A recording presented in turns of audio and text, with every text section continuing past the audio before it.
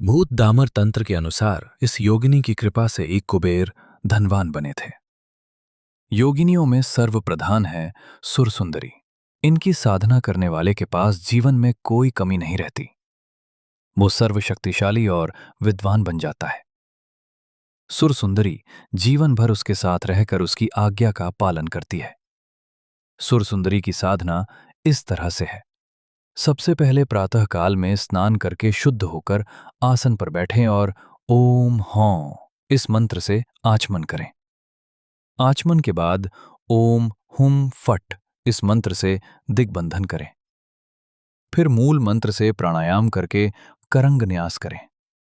अष्टदल पद्म अंकित करके जीवन न्यास करें। चौकी पर अष्टदल कमल बनाकर उसमें सुरसुंदरी का ध्यान करें। यह ध्यान का मंत्र है। यह मंत्र इस प्रकार है। पूर्ण चंद्र निभा गौरी विचित्रांबर धारिणी पिनो तुंग कुंचावहमा सर्वेश श्याम अभय प्रधान। इस प्रकार ध्यान करके मूल मंत्र से पाद्यादि द्वारा धूप, दीप, नैवेद्य और गुलाब के फूलों से पूजा करें। इस मंत्र का जाप करें।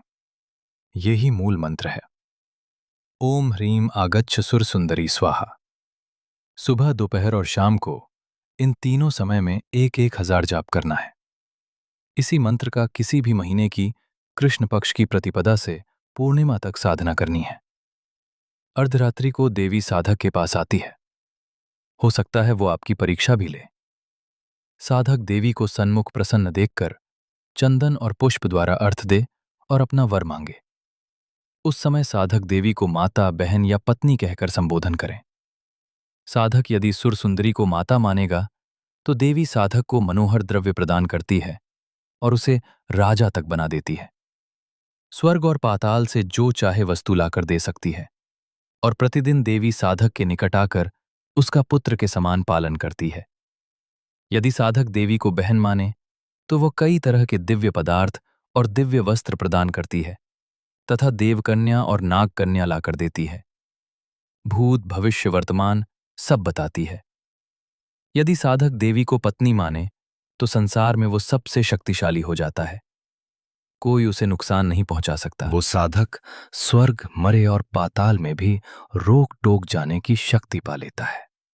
और देवी जो सब शक्तियां साधक को दे देती है उसका वर्णन नहीं किया जा सकता। साधक उनके साथ सुख संभोग करता हुआ समय बिताता है। इस प्रकार देवी भार्या रूप में पाने के बाद साधक दूसरी स्त्री की चाह न करे, नहीं तो देवी क्रोधित होकर साधक का नाश कर देती है। ये साधना गुरु के सानिध्य में ही करें। ये विधि पूर्ण निष्ठा पर करने से लाभ देता है।